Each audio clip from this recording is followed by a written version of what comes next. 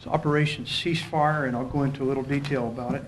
I think it goes without saying that the recent shootings in our country have turned the topic of guns into a national conversation, and at the Sheriff's Office, we have never stopped focusing on what we believe the most important thing is when it comes to this issue, and that is taking the guns out of violent felons' hands.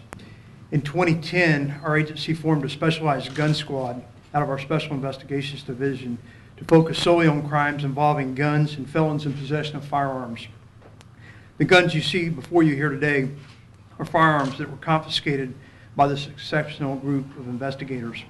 Last year alone, detectives bought 52 guns in undercover operations, and 41 of the 52 firearms were sold by 17 convicted felons. In most cases, a tip about drugs will lead undercover detectives to illegal guns and also to violent felons who have guns. And this case is no exception. Operation Ceasefire began in July of 2012. It was a 6-month-long investigation, and it ending now in a wave of arrests of convicted felons who sold guns across the street from an elementary school. I ain't no fan, I hate the government. Cops too. Who doesn't? Who would have a any of them Oh, telling me what to do? You know what I'm saying? Well, you know who I the opportunity strikes, I will be slinging lead at them. Yeah.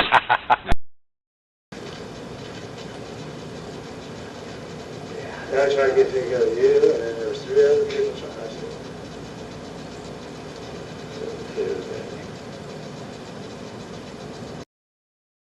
Is this thread or is this slip-on? Wow, this one looks like a slip-on. Yeah, let's see that AK, man. Oh, is that the one too? Well, it threads actually. It's a what? It actually threads. Oh, it does thread? It's up inside there? Yeah. It's, there's a price of pipe together, the circuits in between, threaded right down on by itself. I was slipping it on. That's badass. That's the one you want, right? Hot. Always, they give it to you always hot. Why? That's all right, man. What is that one? That you ain't gonna. Oh, okay. You ain't shooting that. Yeah, this is like a military. I got 3 uppers for it. Really? Yeah, I got the AK, I got the 243, and I got the wait. No, that's my poacher. That's that's battle gun right there. No, it ain't. No? That's military issue scope. Sweet 22? Yeah. Got all 3.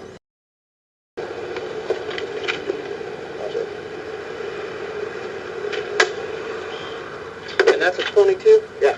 You kidding me? That was it. Is that it? School. A confidential tip.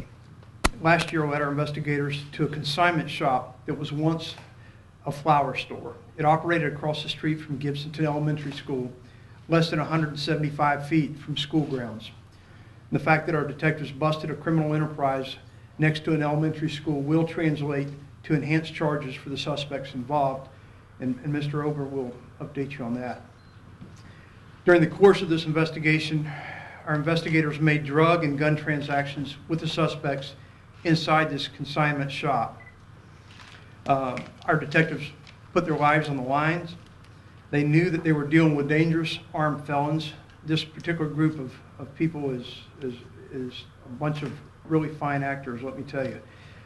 In one instance, a detective encountered unexpected gunfire when a suspect spontaneously fired his gun into the ground to demonstrate the effectiveness of a silencer. Operation Ceasefire resulted in the arrest of 10 people and arrest warrants of 3 others. 10 are convicted felons who sold 35 firearms. They all have extensive criminal histories. We've also recovered, besides the 34 firearms, 49 silencers were also sold to undercover investigators. The guns we removed from the streets include AR-15, AK-47 style rifles, 22 rifles equipped with silencers, sawed-off shotguns like this one, sniper-type rifles with night vision. Detectives also purchased trafficking amounts of prescription drugs, crack cocaine, and methamphetamine during this investigation. Specialized undercover operations are just one part of the effort of getting guns out of the wrong hands. Our agency arrested 118 felons in possession of a firearm in 2012, and the Sheriff's Office also arrested 80 people for unlawfully carrying concealed firearms in the same time span. Deputies impounded more than 1,500 guns as evidence of some type of crime in 2012. This also continues to be a life and death issue for law enforcement. We continually witness the same tragic tale of police officers killed in the line of duty by felons in possession of a firearm. Over the last 3 years in Florida, some very deadly ones for police officers, as all of you know. The statistics show that nearly 85% of the cop killers are armed, convicted felons. In 2012 and in 2010, 100% of the gunfire used to kill law enforcement officers came from convicted felons. And we have attempted to get statutory enhancements, but it failed last year in the legislature to enhance the penalty for felons convicted of carrying firearms. And let me just say that several of the arrests in this case made it clear that these guys would not think twice about firing on law enforcement. They clearly told our undercover operatives that they wouldn't think twice about putting range down lead if a law enforcement officer got in their way. So with that, I'll answer any questions that I can, or Mr. Ober will answer any questions about the charges. There's a litany of charges that these defendants are charged with. Sheriff, this is a lot of guns. How frightening for you as an officer and everybody else out in the streets is this when you come across something like this? Well, let me say, really in the scheme of things, this is not a large amount of guns. What's significant about this case is the caliber of individuals we were dealing with that are convicted felons. We run across guns. It's a common occurrence, but these guys are sometimes 7-time convicted felons who are out trading these guns on the street, and they knew that our operatives or didn't think they were really nice guys, and they were getting the guns to them anyway. And so I think, you know, this just tells us one thing, that with all this national debate that's going on, this comes down to the issue of how do we keep guns out of the hands of convicted felons, and how do we keep guns out of the hands of people that are mentally ill and don't have the capacity to have a firearm. Even guns like the sawed-off shotguns, when I look at this, I see some pretty dangerous looking guns. The sawed-off shotgun is an anti-personnel weapon. It's meant for one thing, that's to kill people. I mean, there's no sporting purpose for that type of weapon, as well as some of the other equipment you see here. It's used for one thing, so you're right. These guys had one thing in mind. I want to talk to Mr. Ober about this. As far as mentally ill people getting firearms, how easy is that? Are there any safeguards against it statutorily now? Well, Roger, that's obviously an ongoing debate, and of course it's a great concern for not only law enforcement but for the citizens of our communities, because we see frequently the common denominator of individuals that should possess guns under no circumstances. In this situation, I will tell you that as a man that grew up in this community with the sheriff, it is frightening, because the one thing that these individuals know when they walk out of the prison doors is that they cannot possess a firearm. So what I vow to you is to make certain that these individuals and others that may come are going to have a very rough ride through the criminal justice system. I'm going to personally track these individuals and any others that may come before us, because our law enforcement and our citizens deserve that protection and deserve to have these individuals taken out of society if they cannot conform their conduct to the requirements of the law. At some point, everybody would agree with that, you know, and then when it comes down to the gun control debate, There's always the people that are saying, not my rights, not my Second Amendment rights, especially in this community. You both are, Brandon and I grew up here, you know, it's a very strong voice in here. This is obviously a case to demonstrate to the community what's out there. This is a tip of an iceberg, I'm sure, in your mind's eye, which I'd like you to comment on as well. But also, what type of legislation do you need? What type of gun control is needed? What type of gun control would you guys support? And what do you think the community needs to support you and support? Yeah, and I'll defer to the sheriff on that in a minute. My position, and it's, but we need to hear the debate. And you know, in my 35 years of being in the court system, again, the common denominator is the mental health issue. These individuals were not legally authorized to, they're not part of the debate. So we need to hear that out. I think the events of the past have, in the immediate past, have received our attention to debate the issue and to come up with a resolution. I'm sure that we all differ to some degree on what that resolution may be. Sheriff? Let me tell you, I hate to say it, but I think sometimes Washington misses the point a little bit on the guns. You see these here, and I hear some of the arguments. And for example, you can take one of these AR-15 type rifles, and there's thousands of them, what's called the lower unit, the bottom unit, the receiver of that gun that are out there. That even if there were to be a law to say that you can't have those anymore, people can continue to manufacture those for years. So I don't think it's a practical solution, but I will tell you that the part with mental illness needs to be addressed, and it's not just in the background. That's all we're hearing is the background checks. It needs to be, if somebody becomes mentally ill or incapacitated during their lifespan, there needs to be some teeth in the system that when relatives get concerned or someone, there's something meaningful that we can do. Because I can tell you right now, we identify people all the time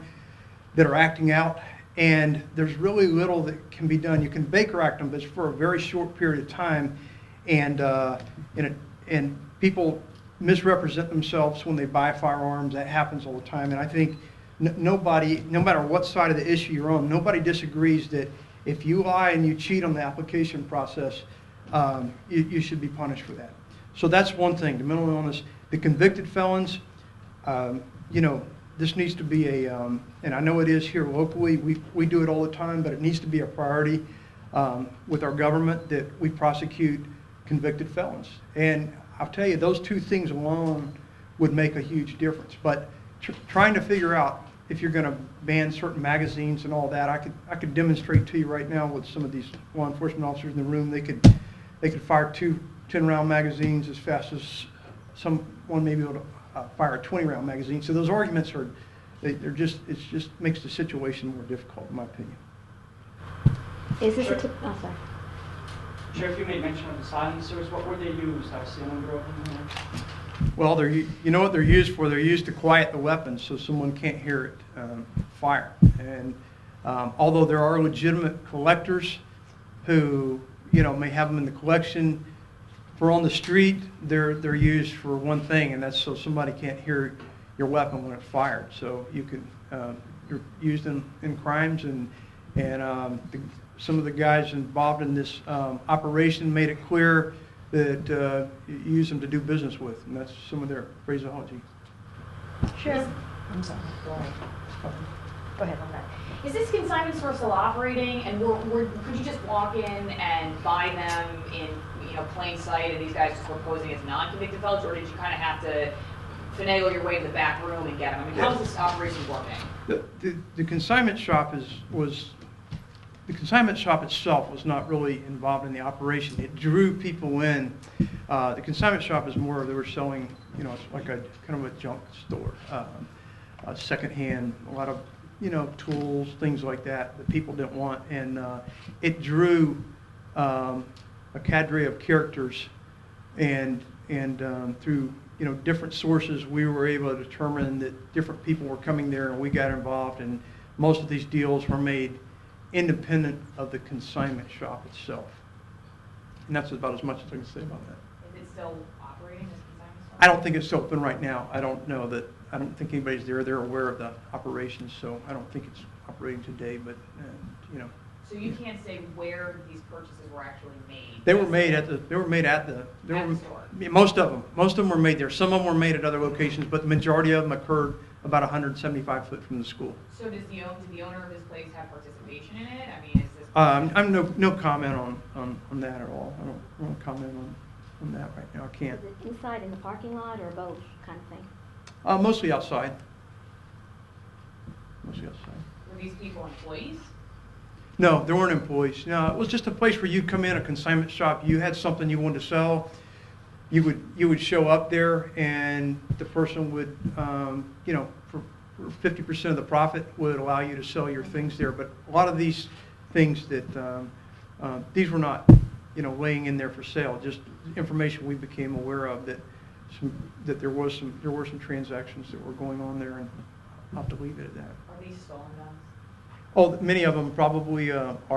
We're still in the process of the tracing process, which is limited, but a lot of them had the serial numbers removed and things like that. So yeah, I would say a large majority of them probably are. Is this a tip of the iceberg? I mean, how does this, I mean, obviously you're making an example of this. Is this a rare occurrence, or is this happening, you know, what's the We're making an example of the issue about convicted felons, and that's the message today, that that these type of people involved with guns are really the biggest problem that we have. I think the statistics bear that out. If you look at the law enforcement officers, two of the last 3 years, 100% of the people that killed law enforcement officers in Florida were convicted felons, and I think that speaks for itself. So, yeah, there's more going on. There's no doubt about it.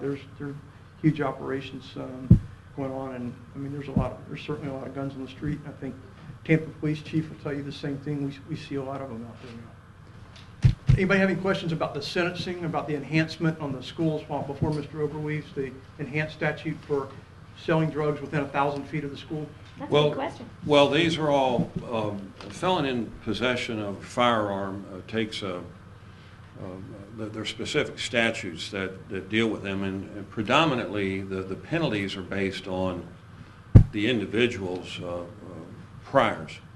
So generally, but there's a 3-year mandatory on all felons in possession of a firearm, but there's a 10-year minimum mandatory sentence.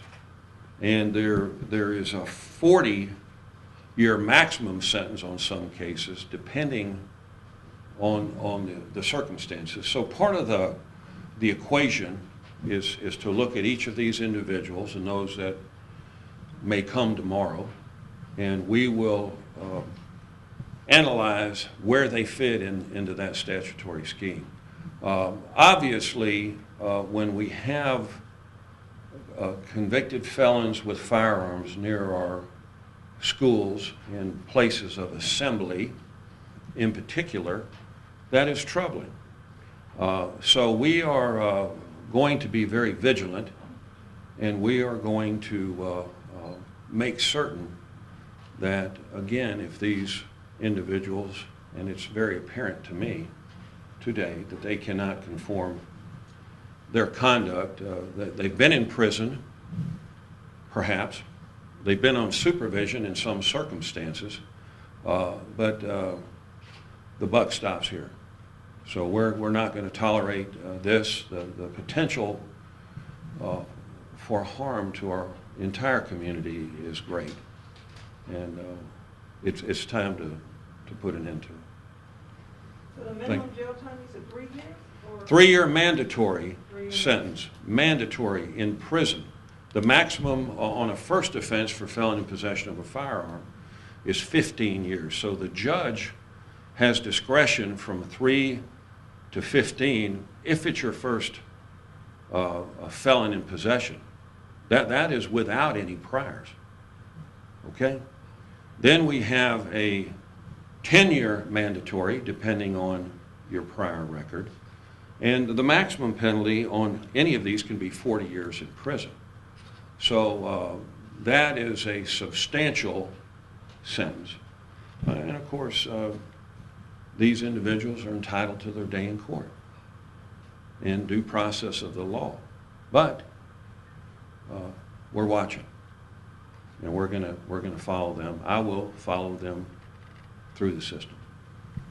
There was a quick question made about legislative action, and I didn't know if, as we approach the session, if there's anything legislatively that either one of you would perhaps seek this year in terms of enhanced penalties or anything to address this particular issue. I haven't heard of any comment on that. The penalties that we have are for the mandatory minimum prison sentences are relatively new, and if you meet certain requirements, there's a 30-year mandatory minimum sentence, which means that when we prosecute that case, if you meet the criteria, the judge has absolutely no discretion but to sentence you to 30 years in prison. Did you say 40 years before, too? That it can go up to 40 years? The maximum penalty. So you could envision a sentence where the individual gets the maximum sentence of 40 years in prison with a 30-year minimum mandatory. Oh, okay, gotcha. Yeah. What about the sawed-off shotgun that you tried to get last year? Are you going to try to reintroduce that or try to push for that again?